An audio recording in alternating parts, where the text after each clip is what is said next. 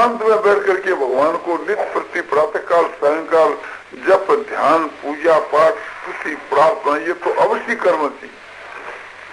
उसी को असर दिन भर रहे। जैसे 2 वक्त आदमी भोजन करते हैं, प्रातः काल भोजन करते हैं तो सायंकाल तक उसका असर रहता है। सायंकाल में जो भोजन किया जाता है तो रात्रि भर उसका असर रहता है। इसी प्रकार से प्रातः काल साधन करने से दिन भर उसका असर रहता है, सायंकाल का साधन करने से रात भर उसका असर रहता है। और सोने के समय के बीच के माँ भगवान के गुण प्रभाव को याद करते हुए गीता रामायण का पाठ करते हुए जप और ध्यान करते हुए शयन करना चाहिए, स्तुति प्रार्थना करते हुए शयन करना चाहिए। तो रात्रि का जो समय है वो शयन काल है, वो भी साधन काल बने।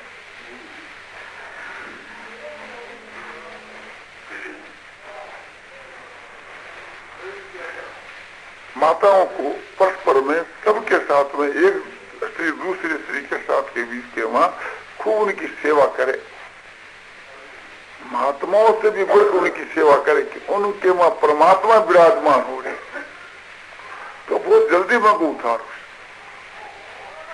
और पुरुषों के साथ के बीच के वहां हर एक प्रकार को परहेज रखना चाहिए।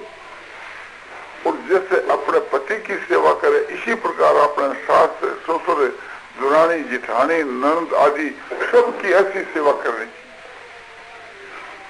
तो ये स्त्रियों को धर्म है, स्त्रियों का कर्तव्य। अब पुरुषों को जो कर्तव्य वो पुरुषों ने पालना चाहिए। पुरुषों ने जो सो पुरुषों के साथ में भी बहुत ही प्रेम को व्यवहार करना चाहिए और स्त्रियों के साथ में और विशेष रूप से प्रेम को व्यवहार करना चाहिए। स्त्री को जो कर्तव्य है वो स्त्री ने पालना चाहिए और पुरुष को जो कर्तव्य वो पुरुष ने पालना चाहिए। किंतु पुरुष एक प्रकार से अपनी स्त्री ने यह धर्म बताने लग जावे कि मैं तो तेरो पति हूँ, ईश्वर के समान हूँ, तू मेरी सेवा कर, तो वो मूर्ख है।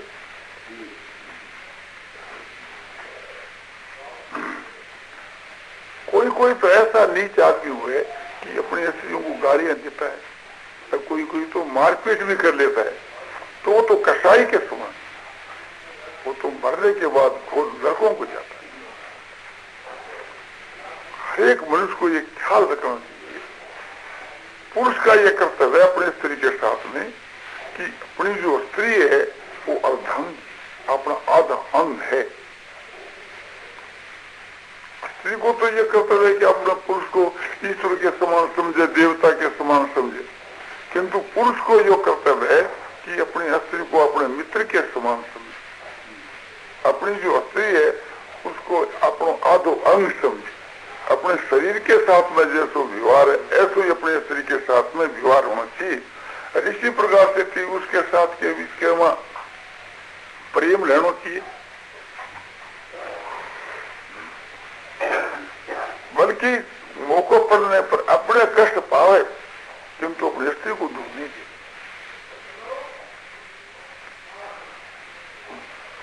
हमारी इतनी वर्ष की आयु हुई, हमको कभी ऐसा याद नहीं आता कि हम अपने स्त्री को कभी रान या एक प्रकार से बदमाश या उसको कोई गालियां दी हो। कभी हमारे ये बात ख्याल में नहीं आती।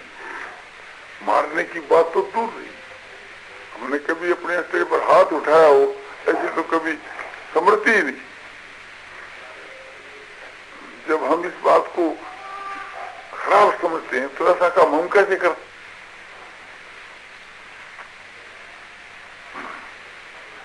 जो कोई इस प्रकार का व्यवहार करता है तो एक प्रकार से उसकी वो नीचता है। यदि किससे बन गए हो तो उसको परमात्मा से प्रार्थना करनी चाहिए, स्त्री से क्षमा मांगनी चाहिए, ईश्वर से प्रार्थना करनी चाहिए।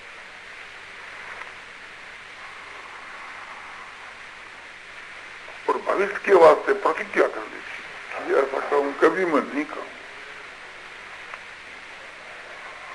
तो भगवान उसको माफ कर दे। स्त्री तो बेचारी एक प्रकार से अपराध होने पर भी अपराध पति का नहीं मान।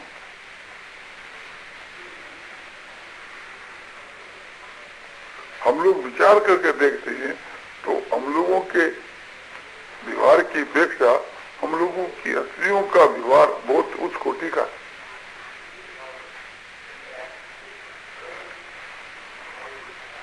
हमारी माता जी जो थी एक प्रकार से वृद्ध हो गए तभी वो हम लोगों की सेवा किया करते थे, कराना तो दूर रहा। हम लोगों के वहां तो सेवा का भाव ही बहुत कम, सेवा बनती ही नहीं, और यदि करने की चेष्टा करें तो माता करवाती ही नहीं। और स्त्री जो है वो तो हमारे से कभी सेवा करना चाहती, बीमार होने पर भी, मैं भी बीमार, मेरी स्त्री भी बीमार, तो बीमार अवस्था में वो मेरी सेवा करती है, और मैं बदला में करना चाहता हूं तो करना नहीं चाहती।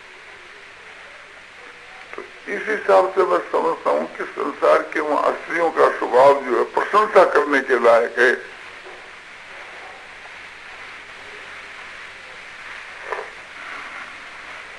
तो हरेक भाइयों को ये ख्याल रखना चाहिए, जैसे स्त्री के लिए है कि अपने पति के सिवा किसी दूसरे पुरुष का स्वप्न में भी दर्शन नहीं करना चाहिए, किसी प्रकार का संबंध नहीं करना चाहिए, सब प्रकार से भी उसे परहेज रखना चाहिए। ऐसे पुरुष का कर्तव्य है कि अपने स्त्री को छोड़ करके पर स्त्री के साथ में किंचित मात्र संबंध नहीं जोड़ना चाहिए, न तो कभी परस्त्री का दर्शन करना चाहिए, न भाषण, न वार्तालाप, न चिंतन, न एकांतवास, न सपरस, न उसकी बातें सुनना, न उसको कभी याद करना, न हंसी मजाक करना। यदि परस्त्री दिख जावे नेत्रों से तो अपने माता बहन के समान समझ, बात करनी हुए जरूरी तो पवित्र बात करनी, नीची दृष्टि से करनी, माता बहन समझ करके करनी, जिससे चित्त में कोई विकार पैदा न हो, और विकार हो जाए तो प्राश्चित करना चाहिए, ईश्वर से प्रार्थना करनी चाहिए, एकांत में बैठ करके ईश्वर के सन्मुख रोना चाहिए कि प्रभु बड़ा अपराध में श्रवण, मैं इसके लिए पात्र नहीं। और भविष्य के बीच में उतना भी संबंध नहीं जोड़ना चाहिए क्यों हम पात्र नहीं।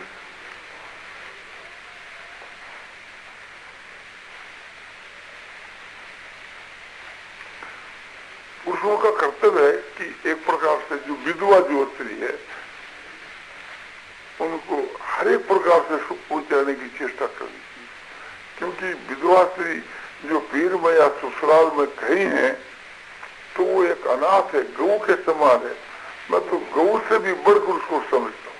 गऊ की सेवा का इतना महत्व नहीं है जितना उसकी सेवा का महत्व है, किंतु सेवा दूर से करनी, माने अपनी रक्षा करते हुए सेवा करनी, कहीं ऐसा न हो जावे कि एक प्रकार से उसमें कोई अनुचित प्रेम हो तो अपने लिए घातक है। उनकी जीविका का प्रबंध कर देना चाहिए, किसी भी प्रकार से हो सके।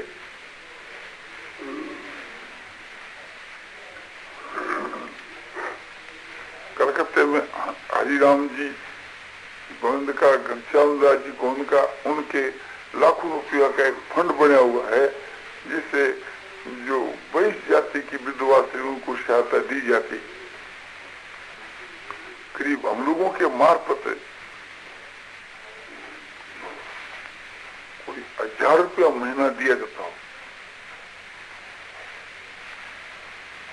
तो उनका जो द्रव्य है बहुत उसका उपयोग अच्छा होता है। तो हरेक भाइयों को ये ख्याल रखना चाहिए कि अपने धन का इस प्रकार से उपयोग करना।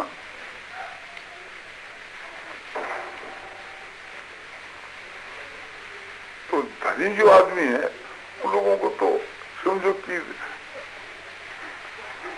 जहाँ अभाव है, जहाँ एक प्रकार से कि जो संकटापन हुए उनकी सेवा करना ज्यादा महत्व की चीज है। तो इस समय के बीच के वहां विधवा माता बहना जो है उन पर बड़ा भारी संकट है, न उनका कोई पीर में सत्कार करता है, न कुछ ससुराल में करता है। तो ऐसी लिखना चाहिए, ये पुरुषों का कर्तव्य है। अपने घर में कोई विधवा हुए उसका तो विशेष रूप से रखना अपना कर्तव्य है, दूसरी विधवा स्त्रियों की तरफ भी ख्याल रखना चाहिए। उनका और कौन है, ये तो भगवान है और ये कोई दयालु पुरुष है। तो भगवान तो अपने स्थान में है ही, दयालु पुरुष का जो स्थान है उसका कुछ अंश अपने में धारण करना चाहिए। कुछ अंश इसलिए कहता हूं कि सर्वथा धारण हो तो बहुत ही आनंद की बात है, ये तो कम से कम कहता हूं कुछ तो ये बात धारण करनी चाहिए। और अपने घर के वहां जितनी माता बहना हैं उनके साथ हम लोग पुरुषों का ये कर्तव्य है कि जो हम लोगों के घर में जो बड़ी स्त्रियां हैं उनको तो माता के समान समझ के उनके चरणों में नमस्कार करना, उनकी सेवा करना, उनकी आज्ञा का पालन करना। और जिनका एक प्रकार से पद बराबर का है उनको अपने बहन के समान समझ करके उनकी सेवा करना, और अपने से जो छोटी लड़कियां हैं उनको भी अपने बहन के समान समझ के उनकी सेवा करना, ये हमारा परम कर्तव्य होना चाहिए। पुरुषों के साथ में पुरुषों का जो कर्तव्य है वो बतलाया जाता है।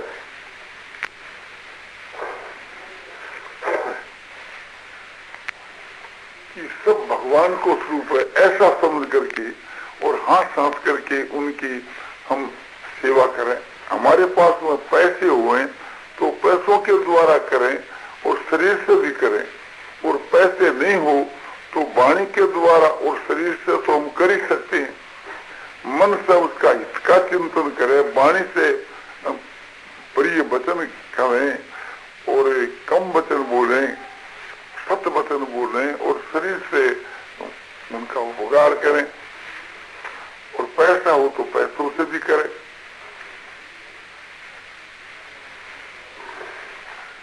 जब ये भाव हो तो बहुत ही उत्तम है कि सब साक्षात भगवान को स्वरूप है। इतना नहीं हो सके तो सब में भगवान है, इस प्रकार समझ करके कि सबकी सेवा भगवान की सेवा है ऐसा समझ करके सेवा करे, और प्रेम से करे, आदर से करे, सत्कार से करे। और वो हमारे से जो सेवा कराता है उनकी हमारे ऊपर दया है, हम उस पर कोई दया करते हैं ऐसा भाव कभी नहीं समझ, ये तो नीचा दर्जा। जो हमारे से सेवा कराता है उसकी हमारे ऊपर दया है, क्योंकि सेवा का मौका मिलने से तो हमारी आत्मा का सुधार होकर उद्धार होगा ना। तो हमारी आत्मा का उद्धार करने वाले हुए वे, हमको मदद देने वाले हुए वे जो हमारे से सेवा कराते।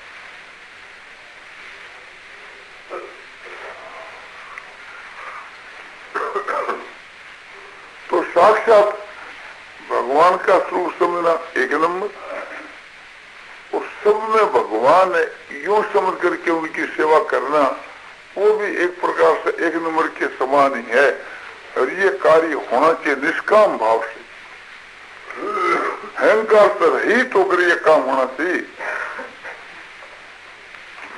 मन के भीतर के बीच के मां जो है मैं इनकी सेवा करता हूं ऐसा अभिमान नहीं रहना चाहिए, क्योंकि जो पदार्थ है सब भगवान के हैं और भगवान के पदार्थों से भगवान की सेवा हो रही है। मैं तो केवल निमित्त मात्र हूं, और अपना जो कुछ सर्वस्व है, अपना शरीर है, ये सब भगवान के समर्पण कर देना चाहिए कि प्रभु आपकी चीज मैं आपके समर्पण कर देता हूँ।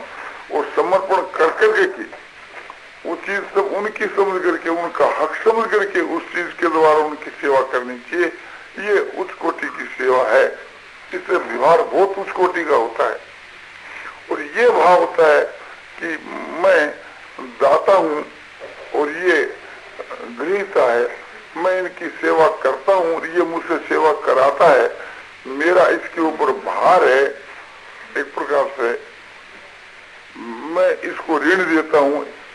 ये जो भाव है ये एक प्रकार से तुच्छ भाव है, आत्मा का पतन करने वाला भाव है। तो ऐसे कुत्सित भावों को हृदय से निकाल देना चाहिए और अपनी सेवा का जो भाव है उच्च कोटि का होना चाहिए। उसके वहां सम भाव रहना चाहिए, सबके साथ में समान भाव। सभी हमारे पूज्य हैं, सभी ईश्वर के स्वरूप हैं, या सब में ईश्वर समान भाव से विराजमान हो रहे हैं। सबकी सेवा करना ही हमारा परम कर्तव्य है।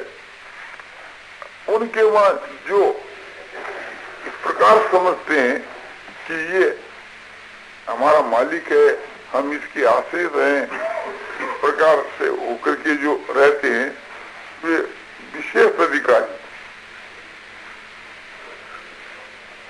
जो कि एक प्रकार से जिनसे विशेष संबंध, जैसे अपना भाई है, बेटा है, जो बड़े हैं छोटे हैं, जो घर के माँ अपने कुटुंब के बीच के माँ, तो उनका विशेष हक है।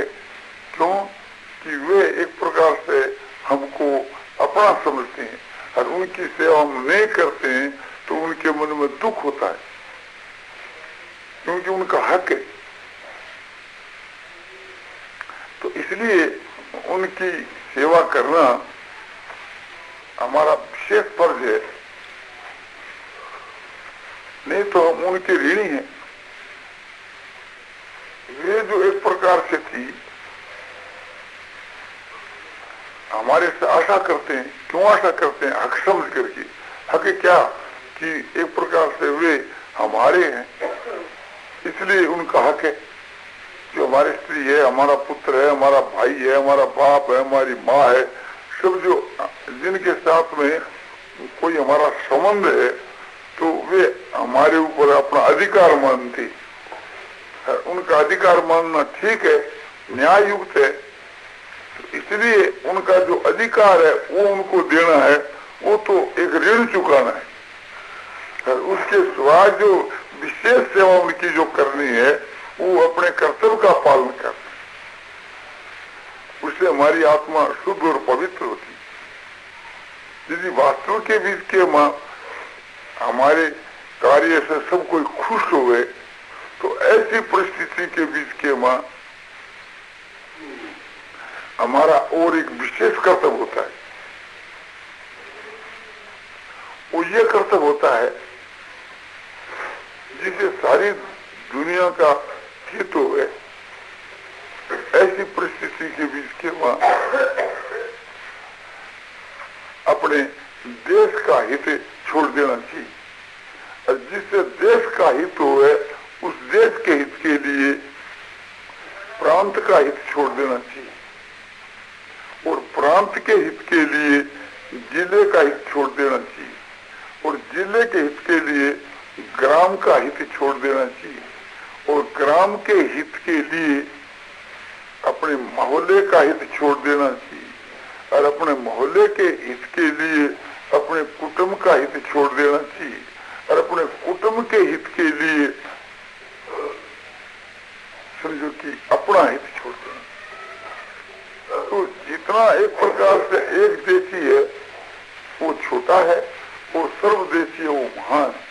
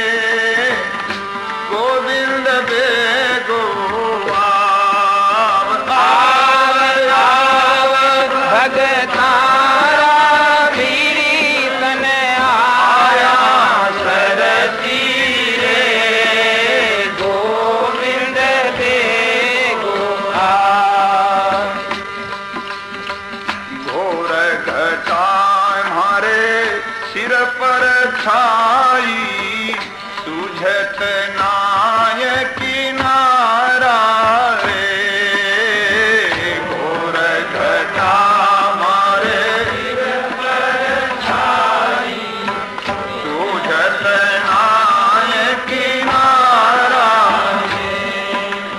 डगमग डोले नाव किनारे डगमग डोले नाव किनारे आन लगाओ रे गोविंद देखो आव मारी डगमग डोले नाव किनारे पार लगाओ रे गोविंद देखो हरि आव भगतारा गिरी तन भगत बुलावे रे गोविंद देखो आव